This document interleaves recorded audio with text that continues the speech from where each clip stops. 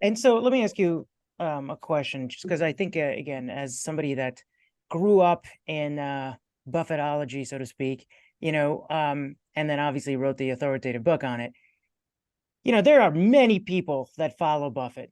There are countless people that read his writings. There are oodles of people that swear by everything that comes out of his mouth and really respect him. And yet, when you actually look at the portfolio of most people who study and read and love Buffett, most of them completely fail at replicating his approach and certainly fail at replicating his results. Yeah. Why is that? Well, you've asked a great question, and it has two layers, and maybe the second layer we'll say for a little later, because Charlie Munger asked that same question. Why is, if we're so right, he said, why are so many people not doing what we're doing? Why is what we're doing not taught in business schools? And it's not, and we'll talk about that later. But I think there's a couple of layers here. One is, you mentioned I wrote The Money Mind. That book was written a few years ago, right around the pandemic, because Buffett had said, I think it's 2017, the next person who runs Berkshire Hathaway is going to have a money mind. And I'd never heard that term before. And he really talked about temperament and rational allocation of capital and running, public companies as private businesses, the whole 9 yards. And so it really became, and I had the same experience, Mo. When I said, hey, do you want to invest like this guy, Warren Buffett? People go, undoubtedly, yeah, this is the way to go.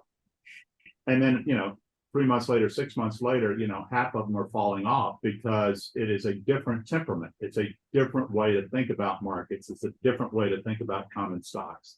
Right. Totally different than what is portrayed on TV and the financial news programs and things like that. And some people just can't make that fit.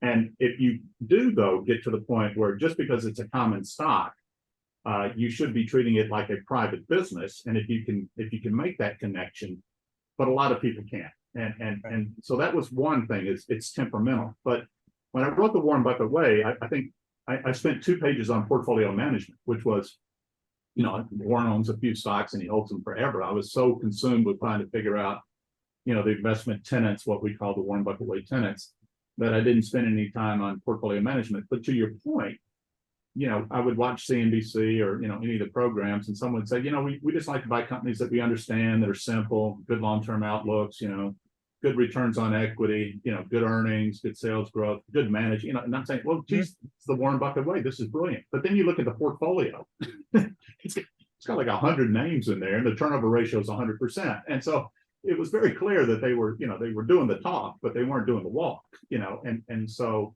that led me to write the second book on Buffett, called The Warren Buffett Portfolio, which there are 2 parts, which is, stock selection is one, and then managing these concentrated low turnover portfolios is the second part.